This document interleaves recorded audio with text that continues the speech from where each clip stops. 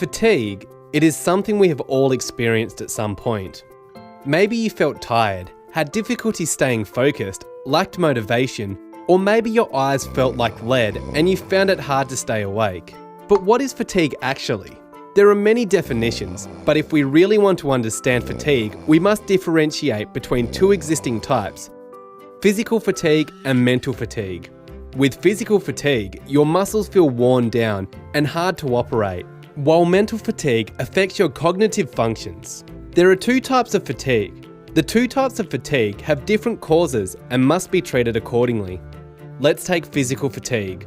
The main trigger that causes it is physical exertion.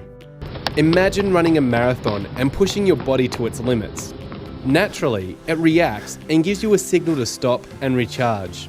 Physical fatigue can also be made worse by illness, lack of appropriate nutrition, and dehydration.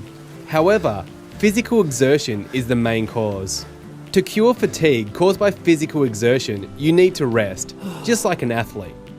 In order to keep performing at an optimal level in sports like basketball, players take frequent turns on the bench to recover before returning to the court again. So, to counter the effects of physical fatigue, ensure you take rest breaks at regular intervals. Mental fatigue, however, is triggered mainly by lack of sleep. Illness and stress might also contribute, but lack of sleep is the main cause. To cure mental fatigue, resting is not enough. What you need is a sufficient amount of good quality sleep to replenish yourself. In regards to your safety and well-being, mental fatigue typically represents a larger risk than physical fatigue. If you become physically fatigued but continue to exert yourself, you stand the risk of picking up a soft tissue injury, such as a sprain or strain. But if you become mentally fatigued, things become more dangerous, as critical activities such as driving whilst drowsy can lead to disastrous consequences.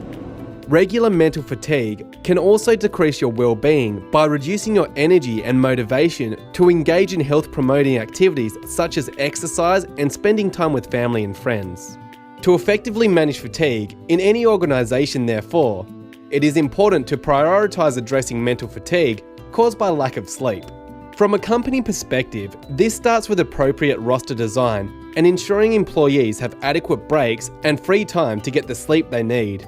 It may also entail providing employees with training on how to optimise the quantity and quality of sleep they obtain. From a personal perspective, it is important to use your breaks and free time appropriately by getting enough sleep and addressing sleeping problems quickly when they occur.